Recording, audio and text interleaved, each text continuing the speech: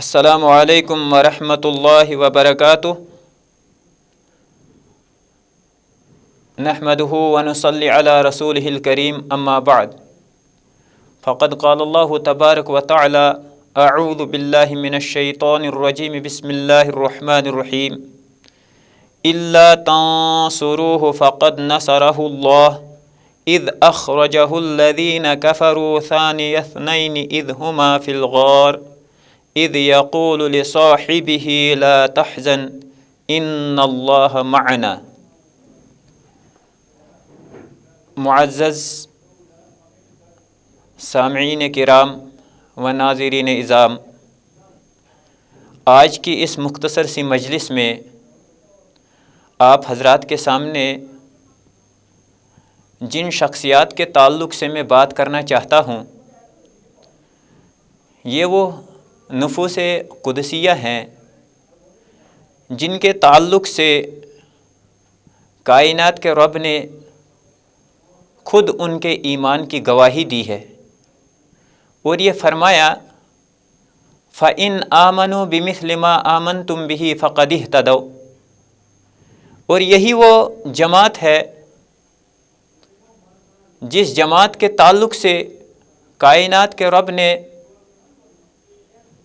اولئک ھم الفائزون،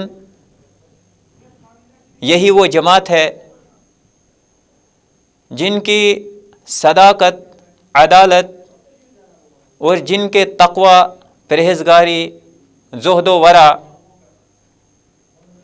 کی مثالوں سے قرآن کریم کی آیات مبارکات بھری پڑی ہیں۔ یہ وہ حضرات ہیں جہاں ہم دیکھتے ہیں کہ کائنات کے عظیم پیغمبر جناب محمد رسول اللہ صلی اللہ علیہ وسلم سے تربیت پا کر انہوں نے پوری دنیا کی امامت کی، وہیں پہ پوری دنیا کے اندر ان کا اخلاق، ان کا کردار، ان کی صداقت، ان کی شجاعت پوری دنیا کے لیے قابل تقلید ہے۔ یہی وہ نفوس قدسیہ ہے جن کے تعلق سے ہم کہہ سکتے ہیں خیر الناس بعد الانبیاء علما و عملا، کہ انبیاء کرام علیہم الصلاۃ کے بعد روئے زمین کے اوپر اگر بہترین کوئی لوگ ہیں تو وہ یہی صحابہ کرام رضوان اللہ علیہم اجمعین ہیں۔ علم کے اعتبار سے، عمل کے اعتبار سے، تصدیق کے اعتبار سے، صحبت کے اعتبار سے، اخلاقی اعتبار سے، کردار کے اعتبار سے یہ تاریخ ساز شخصیات جو ہے یہ ہر طرح سے انبیاء کرام علیہم الصلاۃ کے بعد جو ہے روئے زمین کے اوپر بہترین ہے۔ آج کی اس مجلس کے اندر جس شخصیت کا میں نے انتخاب کیا ہے وہ شخصیت انبیاء کرام علیہم الصلاۃ کے بعد جناب محمد رسول اللہ صلی اللہ علیہ وسلم کے بعد کائنات کی افضل ترین شخصیت ہے۔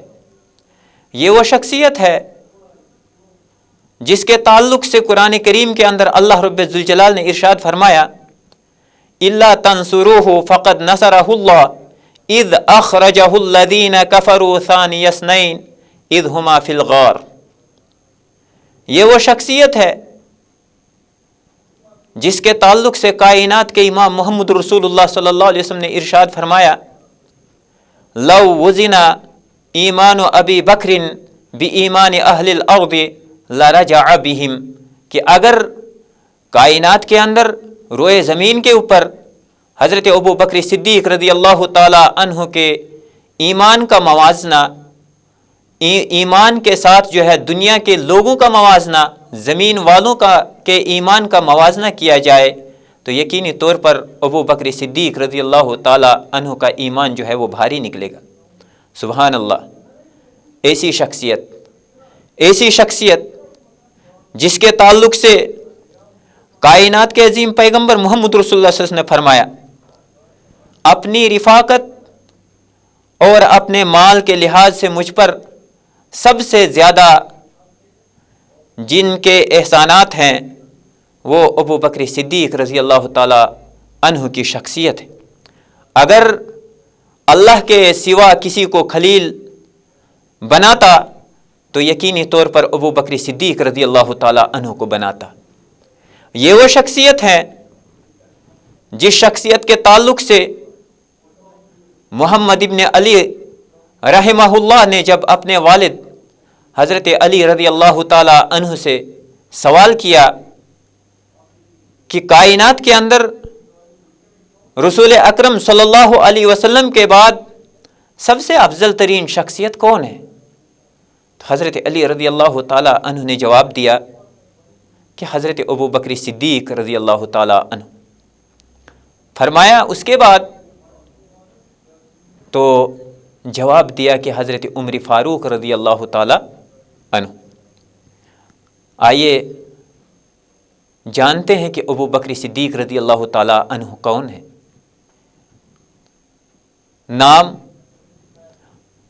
اسلام لانے کے بعد، اسلام سے پہلے تو عبد کعبہ نام تھا، اسلام لانے کے بعد عبداللہ نام، کنیت ابو بکر، والد کا نام عثمان،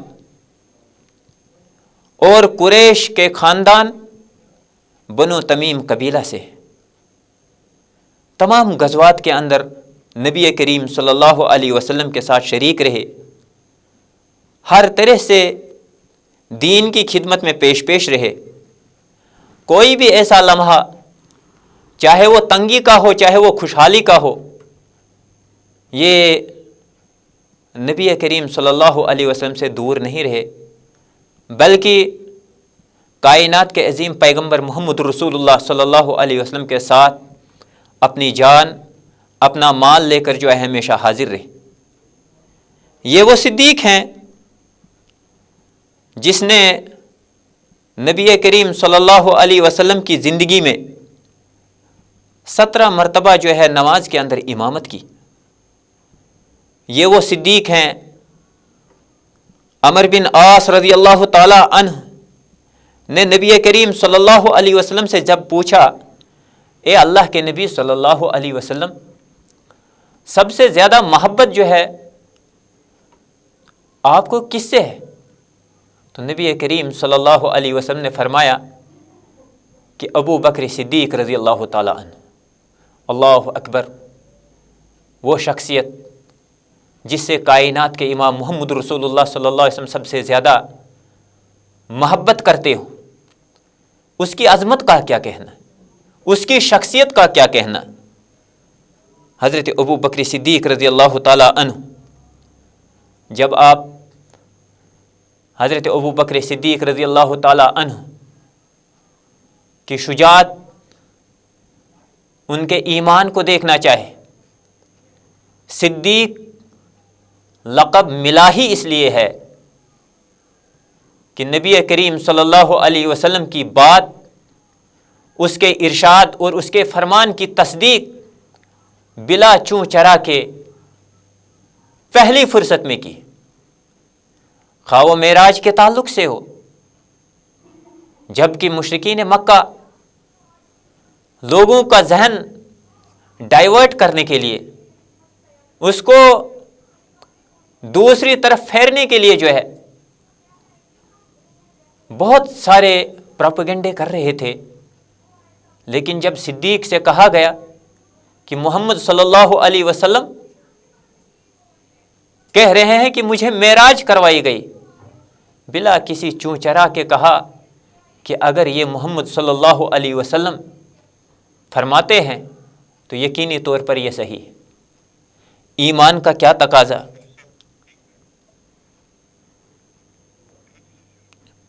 ایمان کا کیا کہنا۔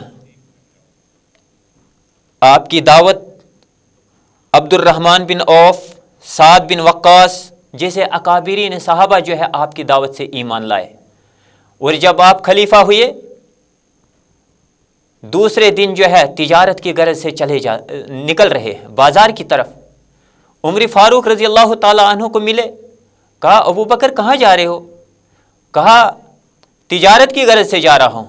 کہا ابو بکر رضی اللہ تعالی عنہ، اگر آپ تجارت کریں گے اس رعایا کا کیا ہوگا؟ ان کی دیکھ بھال کون کرے گا؟ کہا پھر کیا کیا جائے؟ کہا چلو عبیدہ بن جراح رضی اللہ تعالیٰ عنہ کے پاس چلتے ہیں، امین الامت جس کو نبی کریم صلی اللہ علیہ وسلم نے فرمایا بیت المال کا ناظم ہے۔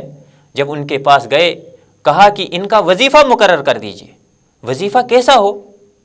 کہا مدینہ کے اندر جو مزدور مزدوری کرتا ہے جتنی اس کی آمدن ہے اس کے برابر جو ہے میرا وظیفہ مقرر کیا جائے۔ اللہ اکبر! یہ تھے ہمارے خلیفہ اول حضرت ابو بکر صدیق رضی اللہ تعالیٰ عنہ، جنہوں نے اپنی پوری زندگی کے اندر نبی کریم صلی اللہ علیہ وسلم کی اطاعت کا تو درس دیا، ایمان تو بتلایا، اور ساتھ میں یہ بتلایا کہ اسلام کی مدد، اس کی نشر و اشاعت کے اندر ایک انسان کا کردار کیا ہونا چاہیے اور تعمیر انسانیت میں انسان کا کردار کیا ہونا چاہیے۔ اللہ رب ذوالجلال ہمیں ان کے نقش و قدم پر چلنے کی توفیق عطا فرمائے۔ آمین۔ وآخر دعوانا ان الحمد للہ رب العالمین۔